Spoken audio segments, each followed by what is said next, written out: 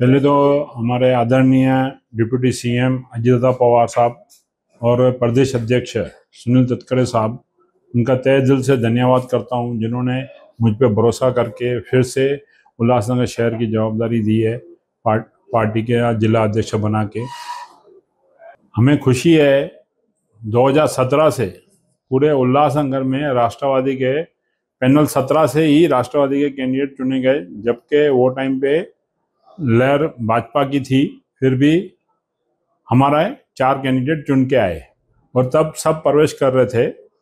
उसके बावजूद हमने अपने पैनल में राष्ट्रवादी के 4 नगर से चुन के आए और आज हमें खुशी है कि खुद प्रदेश अध्यक्ष है हमारे पैनल से जो चुने हुए कैंडिडेट है उनको प्रवेश करा रहे हैं।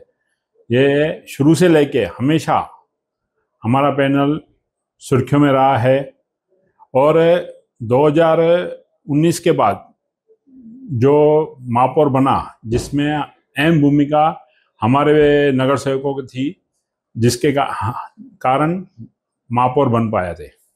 एक्चुअल वो जो नगर सेवक थे, उन्होंने जब से एनसीपी पार्टी में 2 पार्ट हुए थे, एक आदरणीय शरद चंद्र पवार साहब का और दूसरा आदरणीय अजित पवार गुट का, तब से वो 2 नगर सेवक ने वहीं पे रुके शरद पवार साहब के पक्ष में रहे, तो उसके बाद वो हमसे कभी जुड़े नहीं है।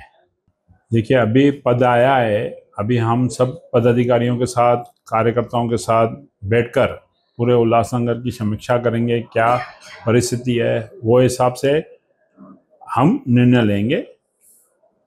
देखिए, पहले तो इतनी बड़ी निधि और इतना बड़ा विकास इससे पहले कभी उल्लासनगर में हुआ नहीं था, और ख़ास करके डीपी के हिसाब से, जिसमें डीपी में कुछ ना कुछ जो इंक्रोचमेंट थी, कटिंग थी, जिसका हमने नोटिस निकाल के कटिंग करवाने का बनाया कि हमारा शहर डीपी के हिसाब से बने।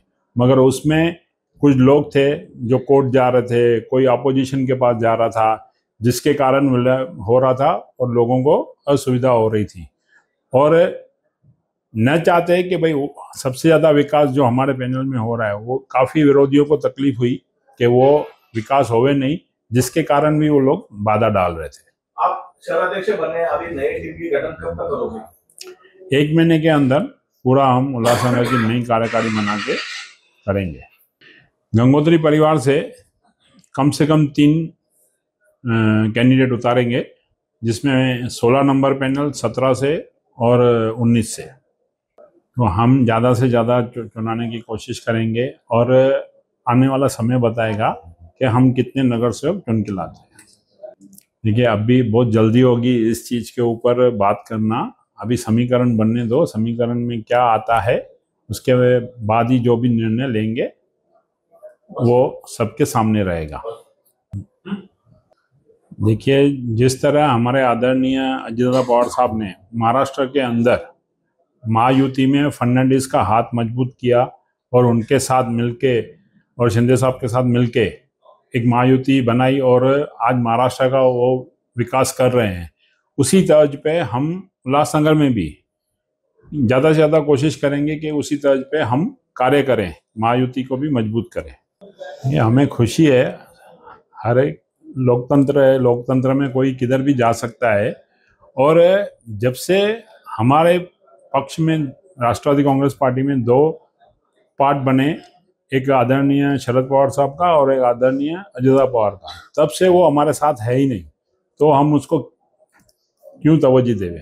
देखिए, सबसे ज़्यादा है लोगों का विश्वास जीतना और ज़्यादा से ज़्यादा लोगों के कार्य करना और लोगों के घरों तक पहुंचना, उनके हर दुख सुख में हम मिलके शहरवासियों का काम करें, जिससे हमारे पक्ष की भी ताकत बने और ज़्यादा से ज़्यादा सीटें भी आवे।